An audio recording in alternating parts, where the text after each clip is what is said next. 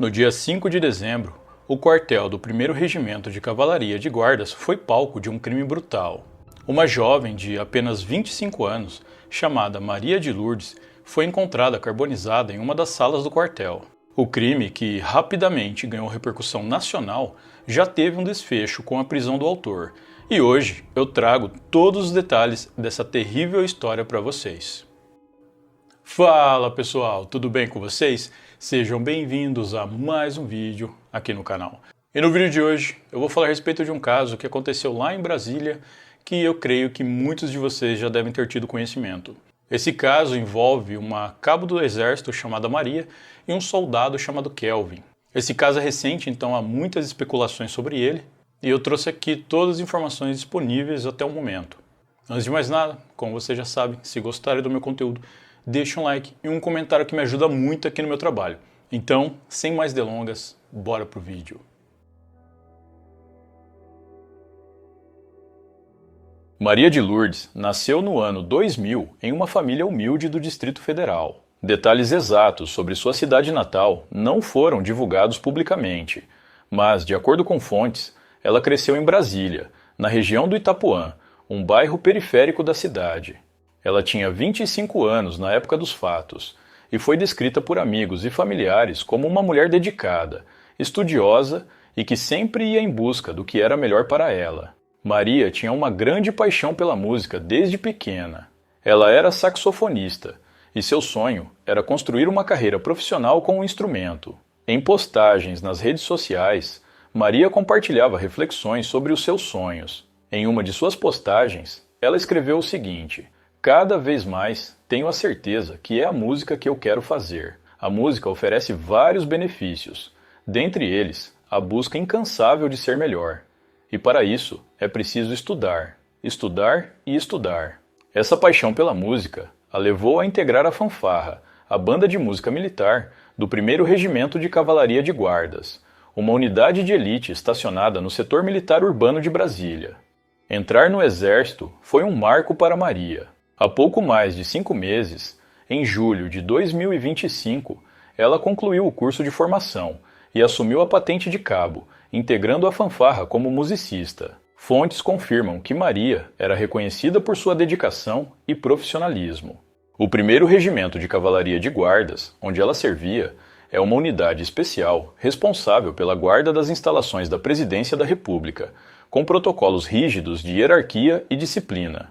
Ali, Maria não só tocava saxofone em cerimônias oficiais, como também guardava instrumentos musicais nas dependências da banda, contribuindo para o moral e a tradição militar. Sua rotina era a de quem acorda cedo, equilibra escalas de serviço com ensaios musicais e sonha com concertos além dos quartéis. Maria, que morava no Itapuã, pegava o transporte público para o setor militar urbano todas as manhãs. Ela tinha orgulho de vestir o seu uniforme e foi descrita por seus colegas do Exército como alguém que priorizava estudos, música e dever militar acima de tudo. O 1º Regimento de Cavalaria de Guardas abriga centenas de militares, muitos jovens como Maria e Kelvin Barros da Silva, a outra figura central deste caso. Ambos serviam na mesma unidade, com Maria na patente superior de cabo e Kelvin como soldado raso. A hierarquia militar é clara. Cabos supervisionam soldados, e o respeito à cadeia de comando é o pilar de tudo. Mas, segundo investigações, com o passar do tempo, algo mudou. A relação entre os dois começou a ficar pesada, e uma tensão entre eles começou a surgir, escalando para um crime brutal. Antes de prosseguirmos, vale entender o cenário em que tudo isso aconteceu. O setor militar urbano, em Brasília, é um enclave de ordem em meio à capital planejada. O 1º Regimento de Cavalaria de Guardas não é qualquer unidade. Ele cuida da segurança presidencial, com soldados treinados para missões de alta responsabilidade. Maria, como cabo na fanfarra, participava de eventos pela cidade.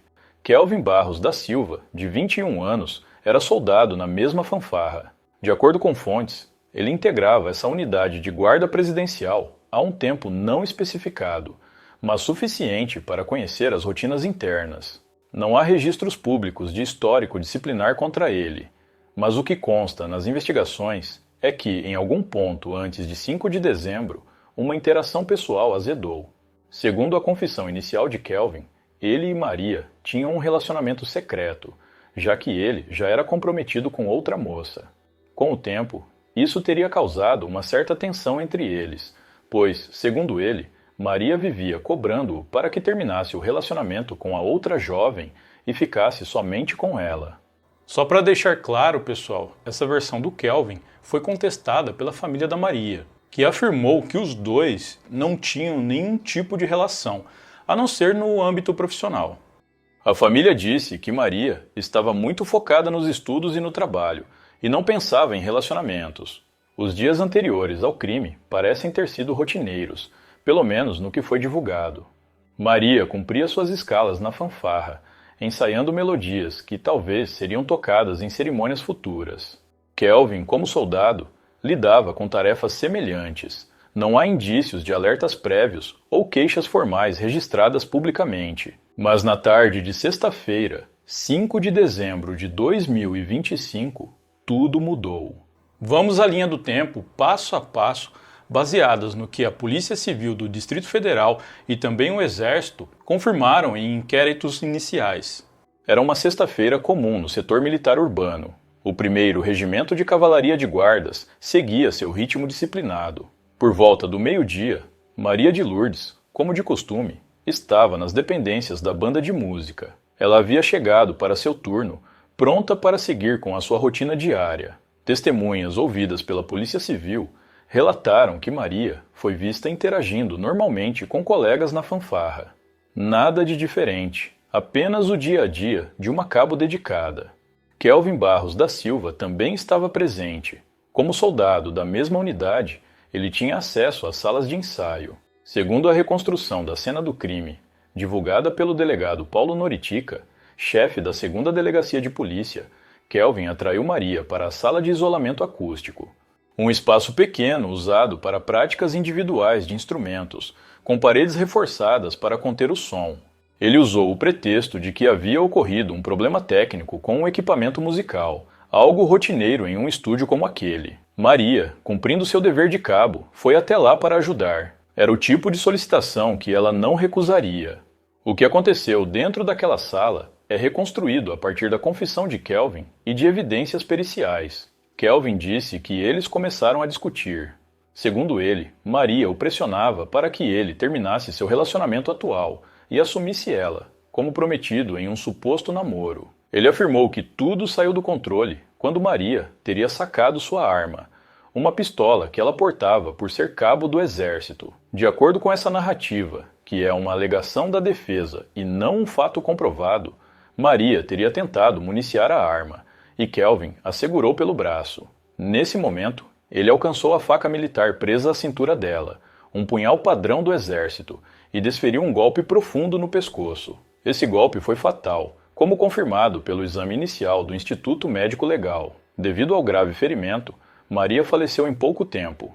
Kelvin, então, para encobrir o crime, pegou um isqueiro, foi ao banheiro próximo buscar álcool, um produto comum em quartéis para limpeza, e ateou fogo na sala. O estúdio, repleto de materiais inflamáveis como partituras, tecidos e instrumentos, foi consumido pelo fogo rapidamente, incluindo o corpo de Maria. Era por volta das 4 da tarde quando o alarme soou. Militares no regimento ouviram um grito abafado vindo da direção da fanfarra, seguido de fumaça densa. De acordo com relatos, colegas correram para o local, mas o isolamento acústico atrasou a reação. O Corpo de Bombeiros Militar do Distrito Federal foi acionado imediatamente. Enquanto as chamas eram combatidas, o quartel foi evacuado por segurança, uma medida padrão em um local com munições e estruturas sensíveis. Os bombeiros, ao resfriar os destroços, fizeram a descoberta horrenda: um corpo carbonizado, irreconhecível, com um corte profundo no pescoço. Era Maria. A identidade foi confirmada por documentos e uniformes próximos, como noticiado pelas fontes. Enquanto o fogo era controlado, Kelvin fugia. Ele saiu do quartel sem levantar suspeitas iniciais, levando consigo a pistola de Maria, a mesma que ele alegou ter sido usada contra ele. Ele dirigiu ou pegou um transporte para o Paranoá, a cerca de 30 quilômetros dali onde morava. Lá, jogou a arma em um bueiro, enrolada em uma gadola, o uniforme de combate do exército. A polícia recuperou a pistola posteriormente, confirmando parte da história dele. O Corpo de Bombeiros Militar do Distrito Federal, em nota oficial, confirmou o controle das chamas em menos de 1 hora, mas o dano emocional era irreparável. A Polícia Civil chegou logo em seguida para a perícia. Eles isolaram a área, removeram o corpo para o IML e iniciaram buscas por evidências. O corte profundo no pescoço era um indício claro de homicídio, não de acidente. Enquanto isso, o Exército acionou seu protocolo.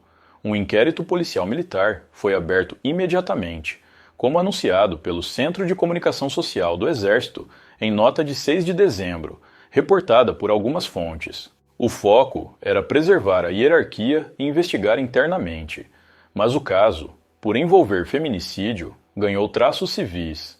Kelvin, nesse meio tempo, estava em fuga curta. Ele voltou para casa no Paranoá, mas a polícia, com base em câmeras de segurança do quartel e testemunhas que o viram saindo apressado, o localizou na manhã de sábado, 6 de dezembro. Após ser preso, ele foi levado à delegacia. Ali veio a confissão, mas não sem reviravoltas. Como detalhado por fontes, Kelvin apresentou várias versões diferentes em poucas horas. Primeiro, ele negou tudo. Depois, falou de um surto psicótico de Maria. Em seguida, alegou assédio. Por fim, admitiu o esfaqueamento, mas como legítima defesa. Com suas palavras, ele disse que atacou Maria com uma faca para impedir que ela atirasse nele. Peguei a arma, virei para a parede, peguei a faca na bainha e acertei ela. Aonde? No pescoço. E em seguida? Em seguida, eu com medo, eu peguei um álcool e um isqueiro, joguei o álcool no chão e acendi o isqueiro. Esse álcool estava onde? Estava no banheiro. Teve uma crise de raiva. Ela começou a mexer perna, braço, falar que estava estressada. Um tempo depois ela estava sentada ou no pé? Ela estava sentada. Estava sentada estudando. Uhum. E eu sentei na frente dela. Aí depois disso, depois desse período, ela ficou com mais raiva, sacou a pistola, tentou alimentar ela e apontou para mim. E com relação à arma de fogo? A arma eu fiquei com medo de encontrar a minha digital lá. Peguei a arma, coloquei na dola minha, coloquei na mochila e levei para fora do quartel. E onde está essa arma? Eu joguei dentro do bueiro. Aonde? Lá na universidade. O celular da Maria sumiu, possivelmente consumido pelo fogo, conforme especulado pela polícia, mas sem confirmação. A busca continuou, mas o foco era o Kelvin. As investigações avançaram com rapidez, graças à confissão dele. Kelvin foi transferido para o Batalhão de Polícia do Exército de Brasília após o interrogatório inicial. Perícias do IML confirmaram a causa da morte: hemorragia por 2 perfurações no pescoço, com o corpo carbonizado pós-morte.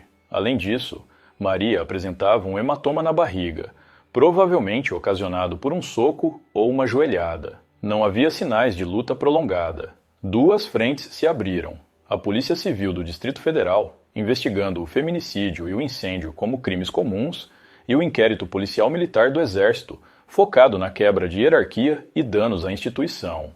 As versões de Kelvin são o ponto de conflito. Segundo a defesa dele, o crime ocorreu em legítima defesa. A alegação é que Maria sacou a pistola e ele reagiu com a faca dela. Durante o exame de corpo de delito realizado em Kelvin logo após a prisão, a perícia encontrou alguns ferimentos que foram classificados como lesões contundentes, escoriações compatíveis com trauma-rombo, como impactos ou arranhões leves. Embora Kelvin tenha apresentado versões contraditórias em depoimento, as lesões encontradas no corpo de delito de Kelvin devem ser investigadas de forma mais aprofundada como parte do inquérito policial e militar em andamento. A família de Maria nega que ela e Kelvin tivessem um relacionamento amoroso. Para eles, a motivação do crime foi uma questão de hierarquia. Eles acreditam que Kelvin não aceitava ser comandado por Maria e criou um ressentimento por isso. A audiência de custódia de Kelvin ocorre na Vara de Execuções Penais da Justiça Militar da União. O juiz Frederico Veras, a pedido do Ministério Público Militar, converteu a prisão em flagrante em preventiva. A base para isso foi a gravidade do crime e o risco à ordem pública e à disciplina militar. Kelvin responderá por feminicídio, incêndio e furto de arma, no foro da Justiça Militar.